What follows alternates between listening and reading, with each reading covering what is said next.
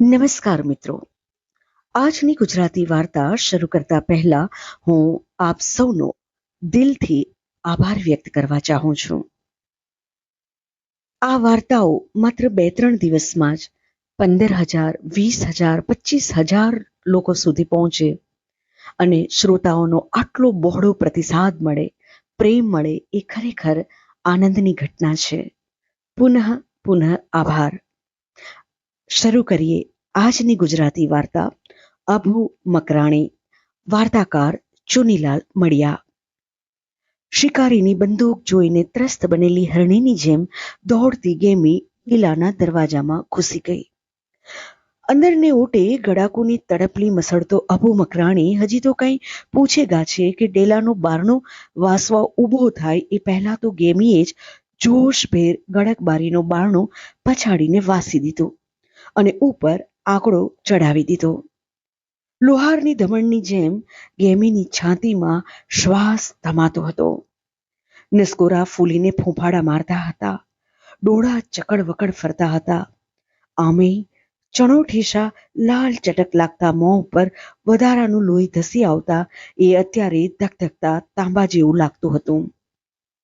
ગડાકો ફૂંકવાનો કોરે મૂકીને અબુ ગેમીની નજીક આવ્યો અને પૃચ્છા કરી પણ ઉત્તર આપવા મત્તા ગેમીના હોઠ આછા ફફડાટથી વધારે ઉઘડી જ ન શક્યા.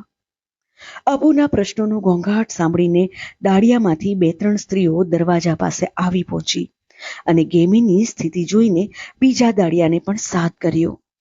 થોડી વારમાં જ ગેમીને આખા કારખાનામાં દાળિયા ઘેરી વળ્યા.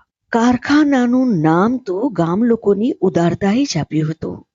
કાયદાની પરિભાષામાં એ કારખાનું નહોતું, કેમ કે એમાં ન તો પાવરનો વપરાશ હતો કે ન તો 20થી વધારે માણસો એમાં કામ કરતા. જીવન ઠક્કરને તમાકુનો મોટો વેપાર હતો, એટલે તમાકુ દળવા માટે આ ડેલામાં 10-12 ઘંટીઓ માંડી દીધી હતી. ખોબા જેવડા ગામમાં આ ડેલો મોટો ગણાતો એટલે એને લોકોએ કારખાનું કહી દીધું હતું. હા, એનો દેખાવ નાના સરખા કારખાના જેવો હતો ખરો. 4-5 એક ઢાળિયા ઓરડા તમાકુના પાંદડાથી ભર્યા રહેતા. એક કમાણમાં ખાલી બોરાના ઢગ ખડકાયા હતા. ઓસરીમાં ખપેડામાંથી ટીંગાતો બધો તમાકુ ચાળવાનો મોટો ચાળનો હતો અને ફળિયામાં ગોટે ગોટ ઉડતી બજારની રજોટી જોતા એમ સહેજે લાગે કે અહીં મોટા પાયા ઉપર કારખાનું ચાલી રહ્યું છે. સવારમાં હજી શિરામણ પણ ન થયા હોય એ પહેલા આ દાળિયા ઝટપટ ઘેરથી રોટલો શેકીને ડેલે આવી પહોંચતા અને પોતપોતાની ઘંટીએ બેસી જતા. બપોરે 12 વાગતા તેઓ ફરી રોટલા ખાવા જતા અને કલાક એકમાં તો કારખાને પાછા ફરતા. અત્યારે બધા દાળિયા રોટલા ખાઈને આવી પહોંચ્યા હતા. માત્ર ગેમીની ઘંટી ખાલી હતી. સૌ ગેમીની રાહ જોતા હતા. ત્યાં જ એ હાંફતી આવી પહોંચી. લાંબી પૂછપરછને અંતે પણ ગેમીની જીભ ઉપડી ન શકી ત્યારે એના ભયગ્રસ્ત ચહેરા ઉપર જ સૌએ કશાક અનિષ્ટની કલ્પના કરી અને થોડી વારમાં જ અનિષ્ટ પ્રત્યક્ષ થયું. ડેલાના તોતિંગ કમાડ ઉપર બહારથી ટકોરા પડ્યા.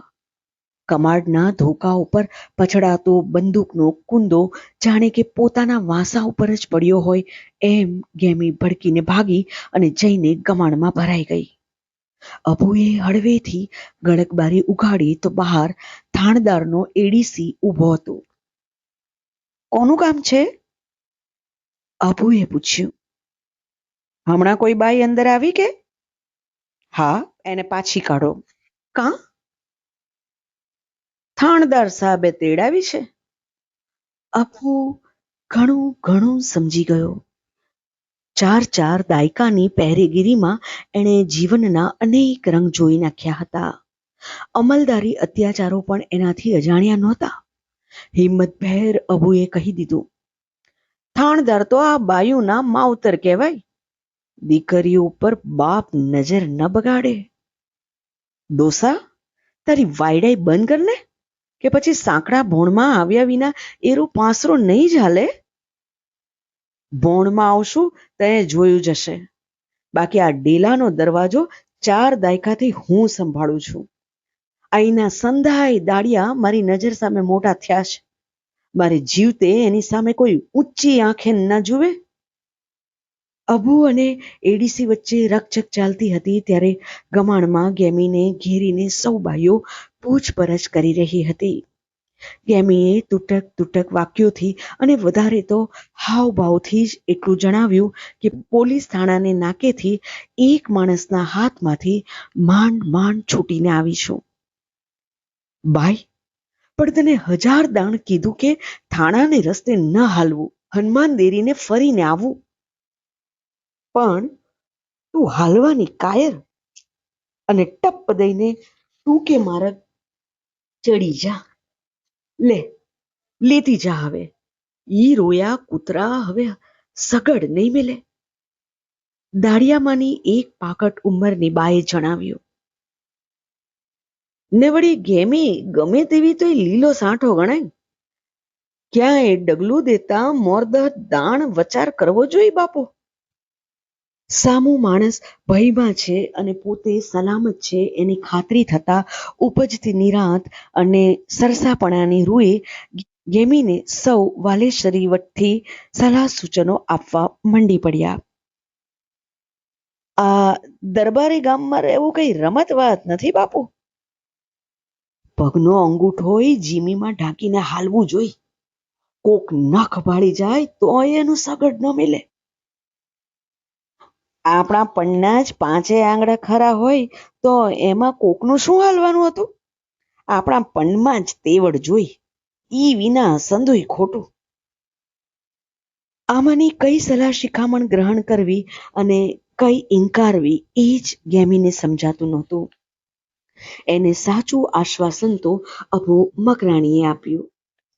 થાણદારના એડીસીને ગાળ દઈને વળાવ્યા પછી દરવાજે આગળો ઠાંસીને એ ગેમી પાસે આવ્યો અને સતત ધ્રુજતા હાથનો પંજો ગેમીને વાંસે મૂકીને પિતાની જેમ એણે અભય વચન આપ્યું. અભુ જાતનો મકરાણી હતો અને દાડિયા સૌ હિન્દુ હતા. પણ અહીંના શ્રમજીવનમાં કોમી ભેદભાવને ભાગ્યે જ કોઈએ પીછાણ્યા હતા.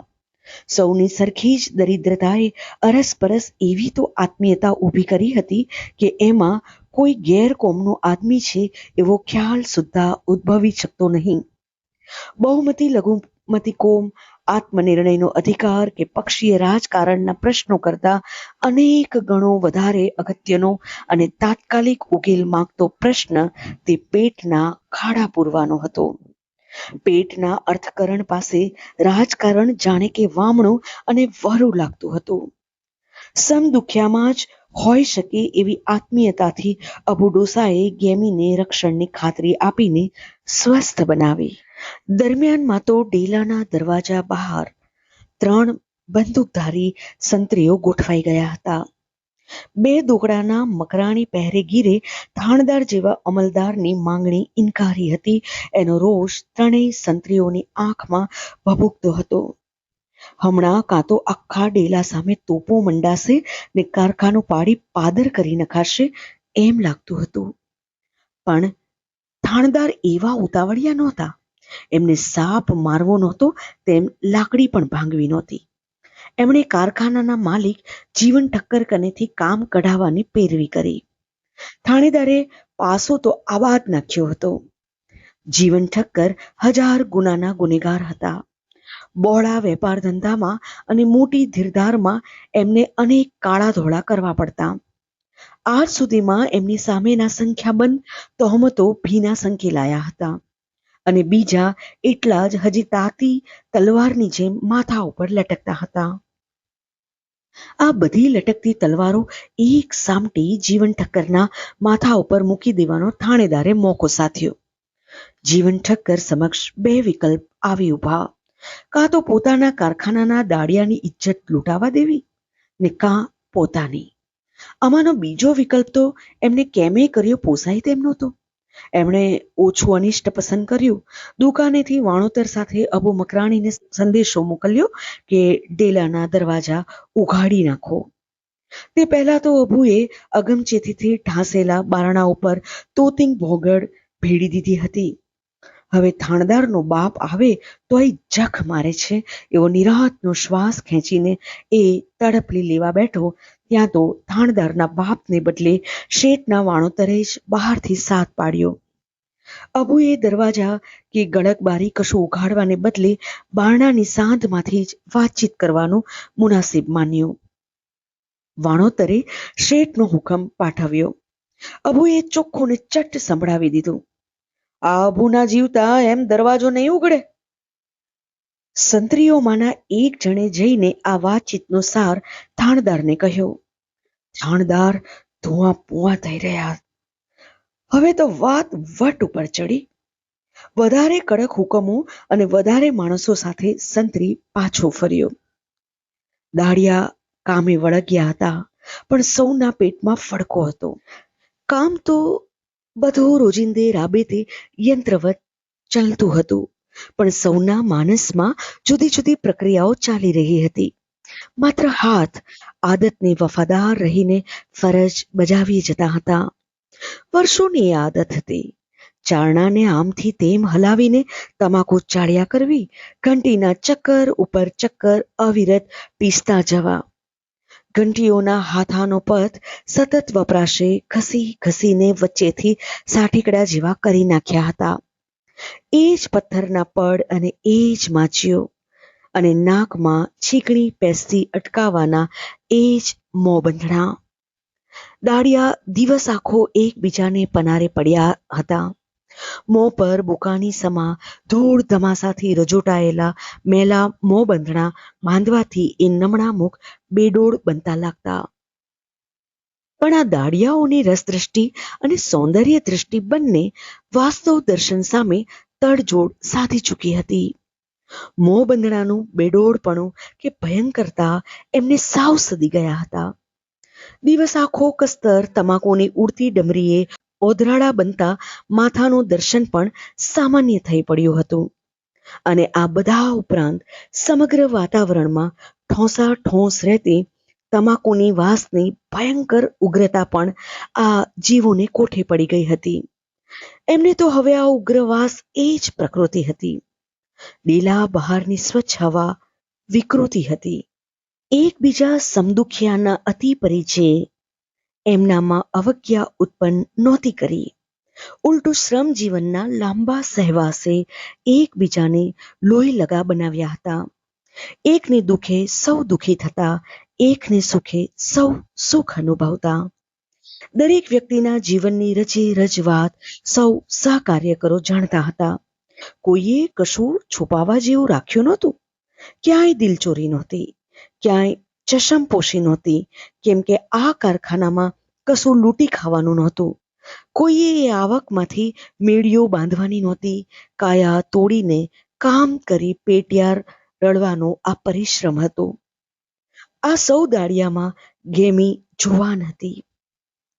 ઘણા વર્ષથી એને છીકણી ખાંડવાનું અને એના પડિયા વાળવાનું કામ ફાવી ગયું હતું. વળી મોટેરા દાળિયાની હૂંફ પણ એને હતી. ધીમે ધીમે સૌ વાતોએ વળગ્યા અને લાગ્યું કે ગેમીનો શ્વાસ હવે હેઠો બેઠો છે. ત્યાં જ ડેલા બહારથી એક સંતરીની બૂમ પડી. અબલા, ડેલામાંથી જુવાન હોય એને જટ બહાર મોકલી દે. નીકર સંધાઈનું આજે આવ્યું બન્યું સમજજે.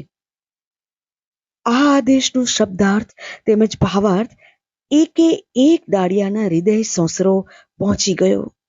એકબીજા સાથે જીભ વડે નહીં પણ આંખની ભાષામાં જ વાતચીતો શરૂ થઈ અને બધી વાતચીતનું મધ્યબિંદુ ગેમી બનવા લાગી. કેમ કે સૌમાં જુવાન તો એકમાત્ર ગેમી જ હતી. આ આંખોના જે ભાલા ગેમી સામે નોંધાતા હતા તે સાચા ભાલાની અણીઓ કરતાંય વધારે અસહ્ય હતા એમ ગેમી અનુભવી રહી. વાતાવરણ એવું તો ભારજલ્લું થઈ ગયું કે દરેકના માથા ઉપર જાણે કે મણમણની શિલાઓ તોડાતી ન હોય. માંડ માંડ જીભ સળવળતા ધીમા ધીમા કાનસુરિયા શરૂ થયા. શું કરવું હવે? કરે શું બીજું? રાજનો હુકમ છે, ઈ તો શૂળીએ ચડાવે. હા બાઈ, સત્તા આગળ શાણપણ શું કામ આવે? પીટળિયો થાણદાર છે જેવો.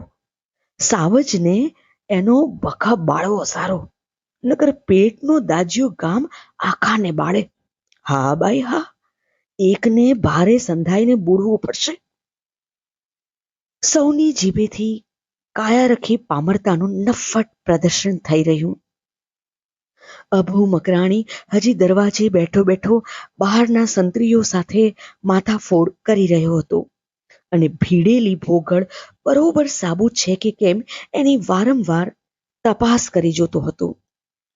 થોડી વારે જ્યારે ડેલા ઉપર હોગોકીરો વધતો સંભળાયો ત્યારે ફરી દાડિયાઓએ પોતાની પામરતાનું પ્રદર્શન કરવા માંડ્યું.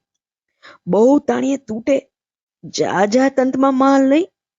અરે રાજા વાજા ને વાંદરા ઈ ત્રણને રીઝવીએ જ ભલા, રૂઠે તો એના જેવા ભૂંડા કોઈ નહીં. ગેમી આ બધી શાણી સલાહ સાંભળતી જતી હતી અને એનો જીવ કટકે કટકે કપાતો હતો. એને કાંઈકે હૈયાધારણ હોય તો તે અભુ મકરાણીની હતી. એ ડોસાના ઈમાન અને ઇન્સાનિયત ઉપર ગેમીને ઇતબાર હતો. માત્ર આ ગામમાં જ નહીં પણ પંથક આખામાં થાણદારની રાડ હતી. એની સામે લોકોનો કાળો કકડાટ હતો. થાણદારને જ્યારે કહેવામાં આવ્યું કે અભુ મકરાણી ડેલો ઉગાડવાની ના કહે છે ત્યારે એમનું સ્વમાન ઘવાતું લાગ્યું. જીવન ઠક્કર ઉપર વધારે દબાણ થયું. જીવન ઠક્કર એક તો કાછડિયા કોમના વેપારી માણસ, અને એમાં દરબારી અમલદારોનું દબાણ થયા પછી શું બાકી રહે? જીવન ઠક્કરના મનમાં બક બોલવા માંડી.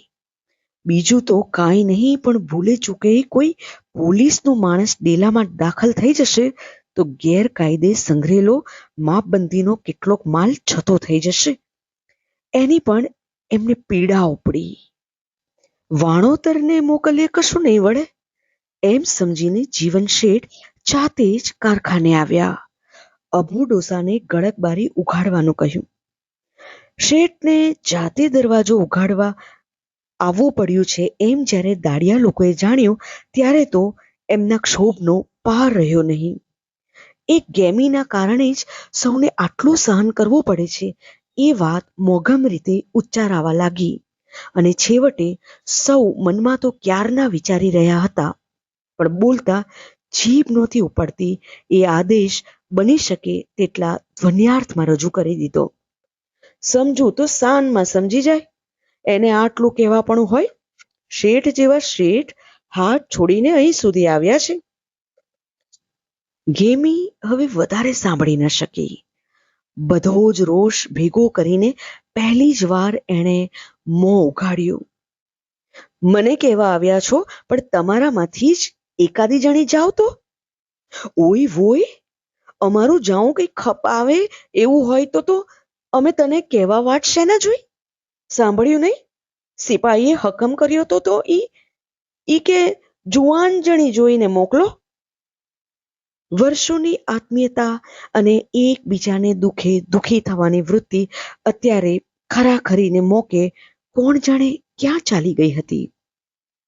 દાડિયા વચ્ચે જ્યારે આવી રકઝક ચાલતી હતી ત્યારે જીવન ઠક્કરને અબુ મકરાણી વચ્ચે મોટેથી બોલાચાલી શરૂ થઈ ગઈ હતી. જીવન ઠક્કર માલિક તરીકે અબુના પાલનહાર તરીકે દરવાજો ખોલવાનો હુકમ કરતા હતા. અબુ માત્ર ઈમાન અને નેકીની રીતે દલીલ કરતો હતો, પણ ઇન્સાનિયત જેવી કોઈ ચીજને ન પીછાનતા જીવન ઠક્કર પોતા ઉપર તોડાઈ રહેલી તલવારોની જ ચિંતા કરતા હતા અને અબુને ઉતાવળ કરવાનું સૂચવતા હતા. છેલ્લા દાવ તરીકે તેમણે અબુને એના આશ્રિતપણાની યાદ આપી. હા, અબુ દાયકાઓ થયા ડેલાનો આશ્રિત હતો ખરો. એની દાઢમાં જીવન ઠક્કરનું અન્ન હતું એ વાત પણ ખરી, પણ એ અન્ન આવી ભ્રષ્ટ બુદ્ધિ પ્રેરતું અને પોષતું હશે એ હકીકતનો એને કદી ખ્યાલ નહોતો.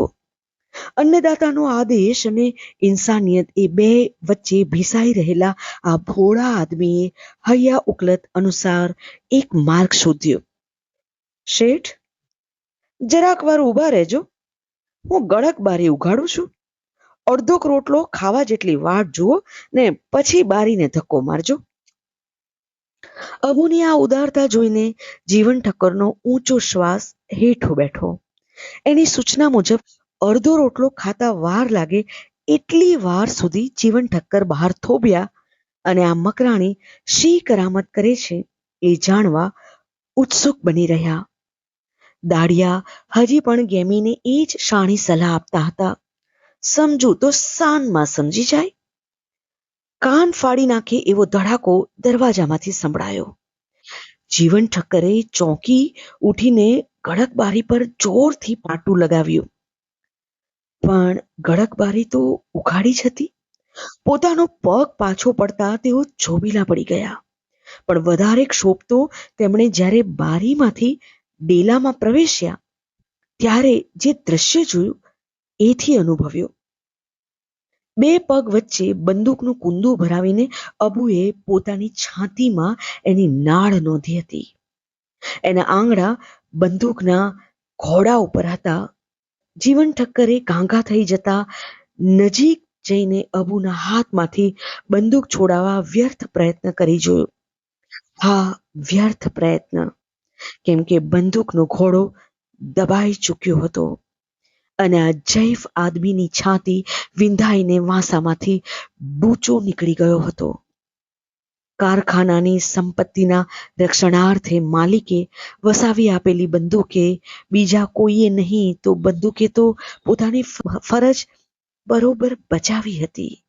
બીજું કાંઈ નહીં તો ઇન્સાનિયતના એક ઉપાસકને ધર્મ સંકટમાંથી તો એ બંદૂકે મુક્તિ અપાવી જ હતી.